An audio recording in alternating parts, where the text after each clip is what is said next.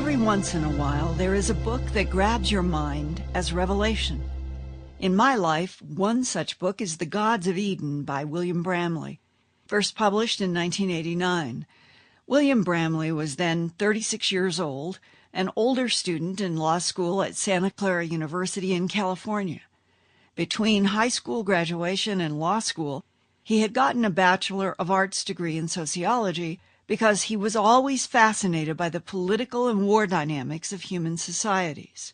But he needed to earn a practical living for his family and worked in hotel management for 15 years. Finally, in his decision to go to law school, he also started a book about a question that had always troubled him. Why does humanity war so much?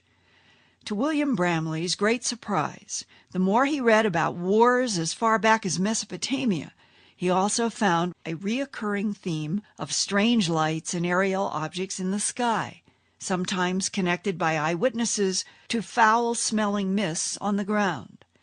So finally, when his book was published, William Bramley called it The Gods of Eden, and the book flap explains why in his own words, quote, UFOs have been lurking in the shadows of history for centuries. Surprisingly, they might be a key to unraveling the human puzzle, unquote. One of his chapters has haunted me. It's entitled The Black Death. This week I talked with William Bramley to ask him about his research into the plague that killed nearly half of Europe in the mid-1300s and the link he found to the UFO phenomenon. Yeah, that chapter to me is really the core of the book. To me, the whole book revolves around that chapter. Initially, when I started The Gods of Eden, I just thought it was an economic motive for the people who sort of get people to participate in the war. You'll have an armaments manufacturer, or you'll have a political leader, somebody who has an obvious motive for going to war.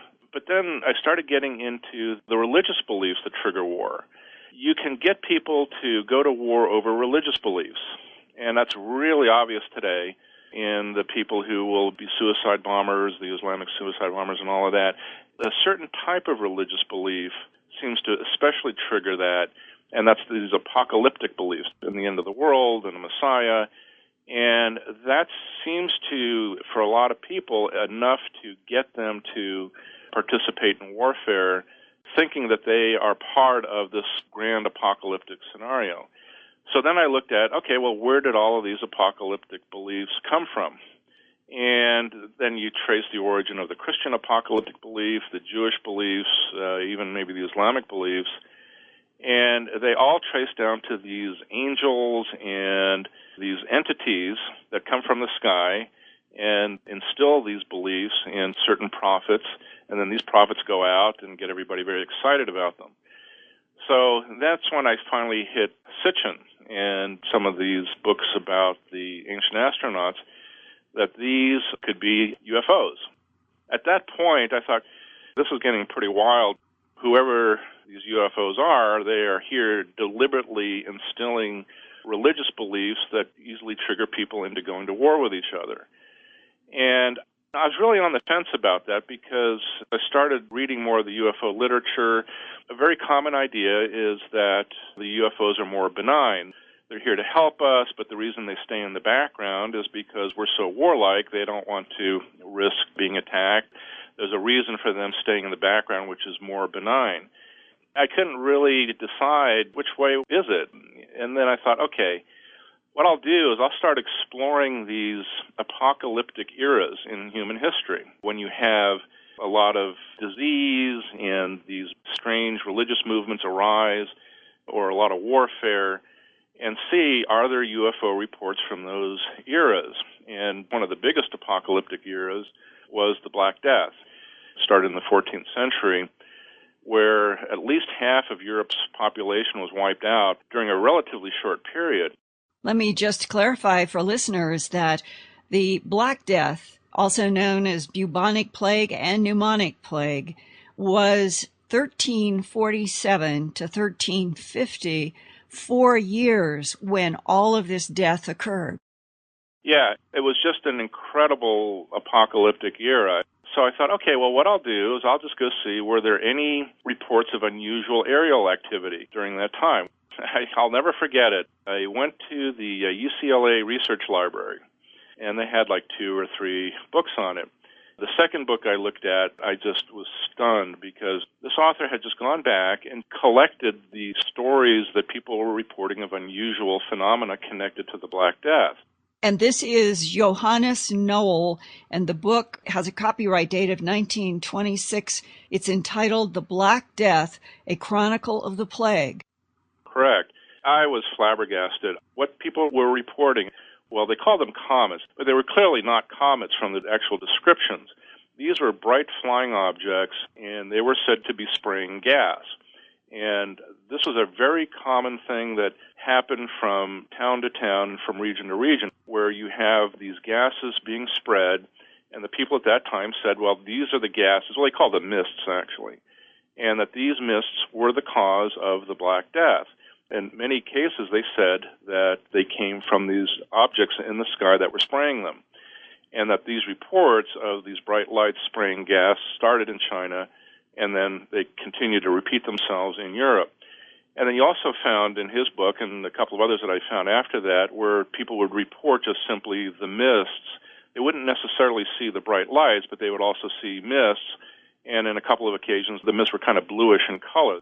The third phenomenon, which I found very intriguing, was the men in black phenomenon that were happening at that time, too, where in a number of the villages and towns, they would report that these human-like figures dressed in black would appear on the outskirts of a town, and they had these long instruments that they would kind of wave back and forth.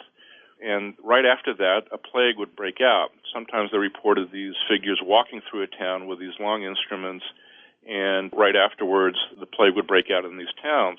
The interesting thing is that when they were out in the fields, they called them scythes in the reports, thinking that they were mowing down the wheat or whatever grain they were growing, and that this was symbolic of the death of the people later, but they reported that the wheat or the grain never actually got cut.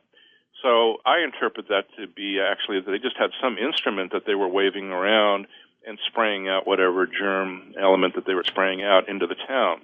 And weren't these figures supposed to have cloaks and became the basis for what is called the figure of death in Europe, which was the cloaked figure with the scythe? That's correct, and that's where we get that cloaked figure. It's from these figures that were appearing then with the scythes mowing people down during the Black Death. In the very year 1347, the beginning of the Black Plague, it is also the same year that Friends of God, organized by Johann Tauler, emerged, and this is a link to the role of the Rosicrucians in Europe and in Germany specifically at this time, and that their focus was on apocalyptic events to come. That's correct. What happened in that environment, there was a lot of this apocalyptic fear going on. People were wondering why the Catholic Church couldn't do anything about this problem, and a lot of people thought that God was ushering in the end of the world at the time.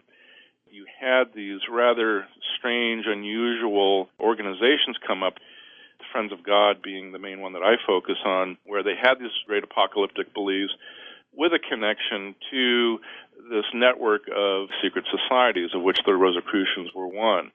And this network of secret societies throughout history sort of parallels and connects to the UFO phenomenon from very early in human history up until more recently.